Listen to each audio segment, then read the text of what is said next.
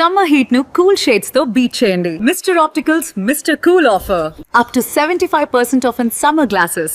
అసలు బంగారం నకిలీ బంగారం తెలుసుకోవడం మరొక ఎత్తు. ఇది ఎలా తెలుసుకోవాలి? మనతో పాటు దుబ్బాక కిషన్ రావు గారు ఉన్నారు, గోల్డ్ ఎక్స్పర్ట్, అలాగే Telangana gold merchants association president. Sir నమస్తే అండి. సో అసలు బంగారం నకిలీ బంగారం తేడా ఎలా తెలుసుకోవాలో కూడా ఆయనతోనే మాట్లాడి తెలుసుకుందాం. కిషన్ రావు గారు, గోల్డ్ ప్రెషస్ మెటల్ మీరు చెప్పినట్టుగా, బట్ దాని క్వాలిటీ ఎలా తెలుసుకోవాలి? సామాన్యుడి కళ్ళతో బంగారం ఇది నాణ్యమైంది, శ్రేష్టమైంది, లేదా ఇది నిజంగా బంగారమే అని తెలుసుకోవాలంటే ఏంటి ప్రామాణికం? ప్యూర్ గోల్డ్ 24 క్యారెట్ గోల్డ్ చాలా మెత్తగా ఉంటుంది. మనము మన పన్నుతో ఒత్తినా కానీ గుంట పడుతుంది. సార్ ఏదో కెమికల్స్ అవి తెచ్చారు, ఏంటి సార్ ఆ కెమికల్స్? ఇదేనండి, ఇప్పుడు దీన్ని తీసుకొచ్చి ఇప్పుడు సిల్వర్కు ఉందా లేదా అని సిల్వర్ ప్యూరిటీ ఎంత ఉందో చూపిస్తుంది.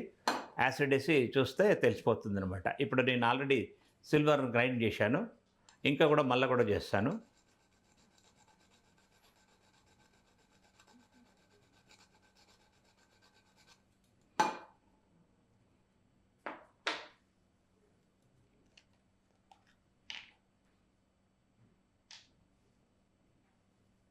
జస్ట్ దాని లిక్విడ్ చేస్తే ఇలా చేస్తే సిల్వర్ ఉంటే క్లియర్గా చూపిస్తుంది. Okay okay.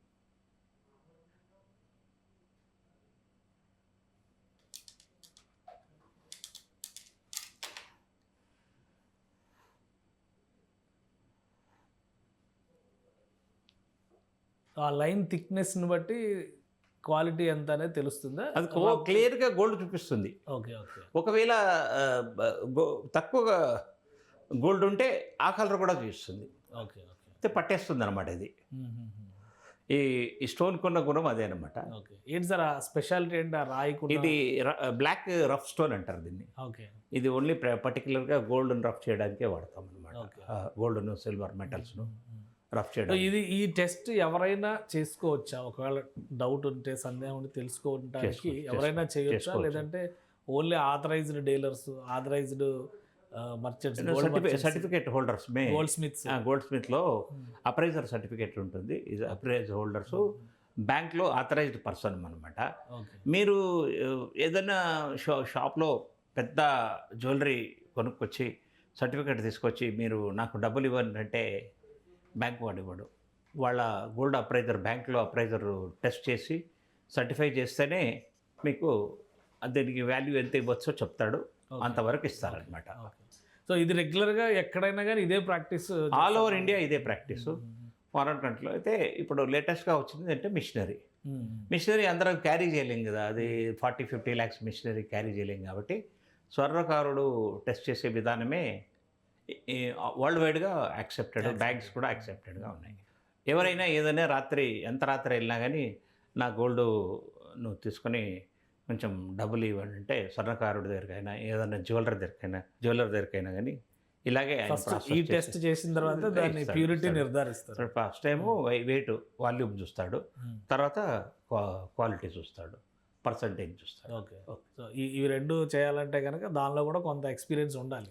ఆ ఎక్స్పీరియన్స్ ఉంటేనే వాడు సో కాల్డ్ అప్రైజర్, గోల్డ్ అప్రైజరు. ఇప్పుడు చాలా మందికి అంటే గోల్డ్ రేట్ పెరిగింది కాబట్టి గోల్డ్ ధరించాలంటే కూడా భయం పుట్టేటువంటి పరిస్థితులు వస్తున్నాయి. అందరూ అంటున్నారు ఇంక కొంచెం రేటు పెరిగితే కనుక అసలు ఎవరు బహిరంగంగా వేసుకొని తిరిగే పరిస్థితి ఉండదు అని చెప్పి అంటున్నారు. అయితే అది ప్యూర్ గోల్డ్ను వస్తువు అలాగే చేయలేము. దాంట్లో 800 milligrams, కొన్ని కంట్రీస్లో 500 milligrams, అంటే 500 milligrams 400 milligrams అంటే 23 క్యారెట్. ఓకే. 800 milligrams అంటే 22 క్యారెట్. ఒకవేళ 1500 milligrams copper are silver add చేస్తే అది 18 క్యారెట్ గోల్డ్ అవుతుంది అన్నమాట. సో అంటే జనరల్గా ఒక 10 గ్రాముల బంగారంలో అదర్ మెటల్స్ ఎంత కలుస్తాయి? ఇప్పుడు మార్కెట్లో జ్యువెలరీ అంతా కూడా 8%. ఇప్పుడు కంపల్సరీ గవర్నమెంట్ ఆఫ్ ఇండియా ఇంత కాస్ట్లీ అయిపోయింది కాబట్టి గోల్డ్ హాల్ మార్క్ చేసేసింది. ఆల్ ఓవర్ ఇండియా ఏ షాప్లో అమ్మినా కానీ వాళ్ళు హాల్ మార్క్ చేసి అమ్మాలా. వాళ్ళ షాప్ కోడ్ కూడా దాని మీద వస్తుంది. ఓకే. అలా ఎలా వస్తుందంటే దీని మీద ఇక్కడ వెనకాల వాళ్ళ షాప్ కోడ్ ఉంటుంది. ఈ కోడ్లో HUID అని కోడ్ ఉంటుంది. ఆ 12 నెంబర్ కోడ్ ఉంటుంది దీంట్లో. దీన్ని బట్టి ఇది ఏ షోరూమ్ నుంచి తీసుకొచ్చామో తెలిసిపోతుంది. వీళ్ళు ఏదైనా ఇప్పుడు 22 క్యారెట్ అని అమ్మి 22 క్యారెట్ లేదనుకో, టెస్ట్ సర్టిఫికేట్లో మోసం చేశారనుకో, వాళ్ళ షాప్ని సీజ్ చేయించడానికి కూడా అధికారాలు ఉంటాయి గవర్నమెంట్ ఆఫ్ ఇండియా. ఓకే. అది సో 916 ఈ హాల్ మార్క్ ఈ రెండు చూస్తే బంగారం నాణ్యతని మనం డిసైడ్. 916కు అయినా 20 క్యారెట్కైనా 18 క్యారెట్కైనా కానీ దాని మీద కంపల్సరీ ఆ ముద్ర ఉండాలా, ఉండాలా. అయితే 18 క్యారెట్ ఉన్నప్పుడు కాపర్ ఎంత ఉందో తెలిసిపోతుంది, మనకు రేటు తగ్గించాల్సి వస్తుంది. ఓకే. అలాగే 20 క్యారెట్ ఉన్నప్పుడు 20 క్యారెట్ కూడా ఎంత కాపర్ ఉందో చూపించాల్సి వస్తుంది అనమాట. 18 క్యారెట్ అసలు గోల్డ్ క్వాలిటీ టెస్ట్ ఎలా చేస్తారు మీరు? ఇది బంగారం ఇంత పర్సెంట్ మాత్రమే ఉంది అని ఎలా డిసైడ్ చేస్తారు? పూర్వకాలంలో స్వర్ణకారులందరూ కూడా ఈ స్టోను మీద దానికి రబ్ చేస్తే పట్టుకొని రబ్ చేస్తుంటేనే హార్డ్ ఉంటే కాపర్ ఎక్కువ ఉన్నట్టు, మంచిగా లైట్గా స్మూత్గా కట్ అవుతుంటే ప్యూరిటీ ఎక్కువ ఉన్నట్టు అనమాట. అది ఒక ఆధారంగా ఈ కలర్ కూడా చూపిస్తుంది. ఇందులో ఎంత గోల్డ్ ఉంది, ఎంత కాపర్ ఉంది కూడా మేము పట్టుకొని ట్రై చేస్తుంటేనే మాకు తెలుస్తుంది. బ్యాంక్లో కూడా ఇదే పద్ధతిని వాడతారు. అయితే ఇప్పుడు బయట మార్కెట్లో మాత్రం టెస్టింగ్ సెంటర్స్ వచ్చాయి. ఆ టెస్టింగ్ సెంటర్లో మొత్తం టెస్ట్ చేసుకొని సర్టిఫికేట్ వస్తుంది. వాళ్ళు కూడా ఓన్లీ 5 మైక్రాన్స్ వరకే డ్రిల్లింగ్ చేసి టెస్ట్ చేసి చూపిస్తారు, లోతుగా వెళ్ళరు. ఓకే. పై పొరలు. అయితే మేము పట్టుకొని తెలిస్తే మాత్రం అది గోల్డా కాదా తెలిసిపోతుంది. మన జరిగింది అదే అనమాట. అంటే గోల్డ్ వెయిట్ సిల్వర్ వెయిట్ కంటే ఎక్కువ ఉంటుంది. ఎస్, వాల్యూమ్ తక్కువ, వెయిట్ ఎక్కువ. 10 తులాస్ అంటే 100 గ్రామ్స్ ఇంత బిస్కెటే ఉంటుంది. చాలా చిన్న బిస్కెట్ రూపంలో ఉంటుంది. 2000 సైజ్ ఉంటుంది. ఎంత దాని వాల్యూ? 16 లక్షల చిల్లర పడుతుంది. ఓకే. అంటే 16 లక్షలు ఇంత వాల్యూమ్ డబ్బులు తీసుకెళ్తే గింత బుక్క ఇస్తారు. వెండితో కంపేర్ చేస్తే గోల్డ్కి ఉండేటువంటి ఫీచర్స్ ఏంటి వెండితో పోల్చి? ఎందుకంటే చాలామంది వెండి మీద గోల్డ్ కోటెడ్ జ్యువెలరీని వాడుతున్నారు. ఇప్పుడు అసలు సిల్వర్ జ్యువెలరీ ఒక ఫ్యాషన్గా వచ్చేసింది.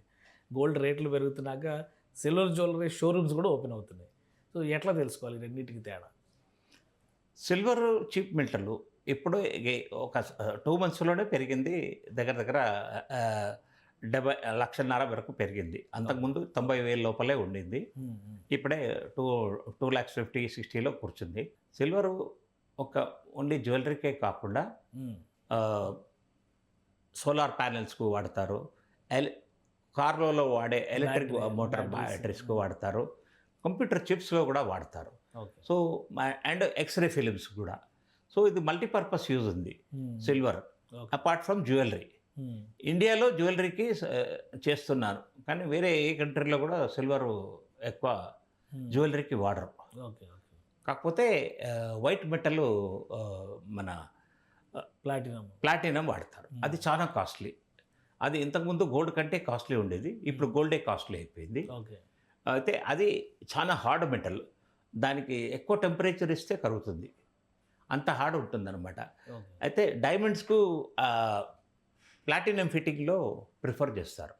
సో గోల్డ్ మీద అంత ఇంట్రెస్ట్ ఉన్నటువంటి నేపథ్యంలో మన దేశంలోనే ఇలాంటి వాతావరణం ఉందా, లేదా ఎక్కడైనా కానీ గోల్డ్ ఆర్నమెంట్స్కి అంతే డిమాండ్ ఉందా? వేరే దేశాల్లో లేదు, అరబ్ కంట్రీస్లోనే ఉంది. అరబ్ కంట్రీలో ఉండే ముస్లిమ్స్ అయినా హిందూస్ అయినా కానీ గోల్డ్కు ప్రిఫరెన్స్ ఇస్తారు. మన దేశంలో ఎనీ యూరోపియన్ కంట్రీస్ ఎక్కడ వెళ్ళినా కానీ ప్రెసిషన్ స్టోన్స్కు వాల్యూ ఉంది, ప్లాటినం జ్యువెలరీకి వాల్యూ ఉంది.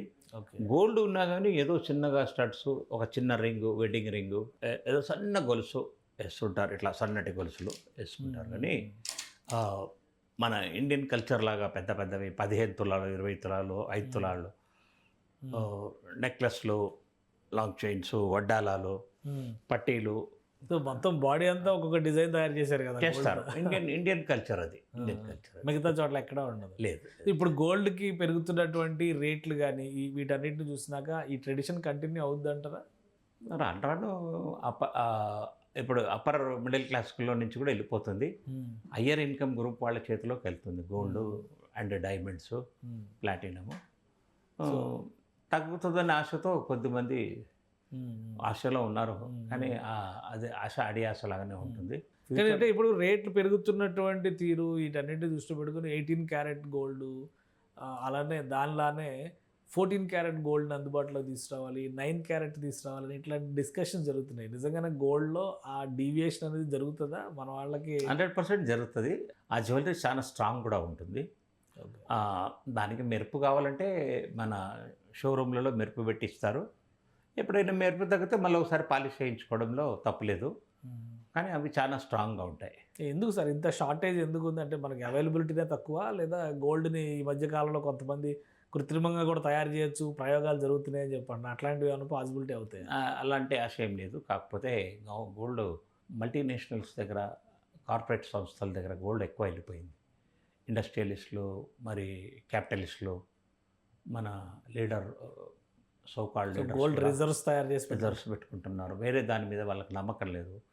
ఎక్కడైనా చిన్న ప్లేస్లో కూడా ఒక కిలో బంగారం పెడితే కూడా చూడండి, మీరు వాల్యూ తెలుసు, మీరే క్యాలిక్యులేట్ చేసుకోండి ఎంత అవుతుందో.